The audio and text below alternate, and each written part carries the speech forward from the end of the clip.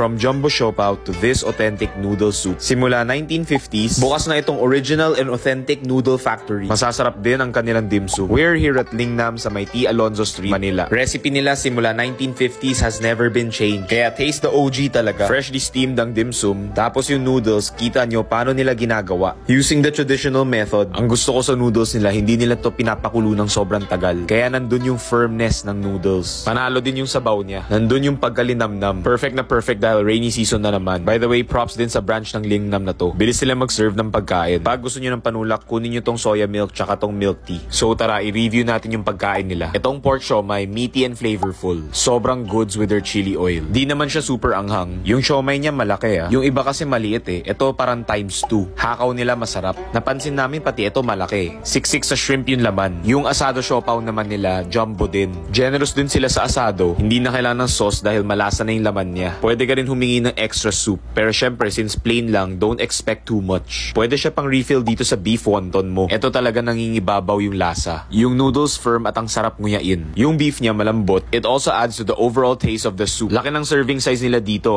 Pwedeng-pwede lahat for sharing. Try nyo rin ito kapag nandito kayo sa may Manila area. Follow saan tayo punta for more food recommendations.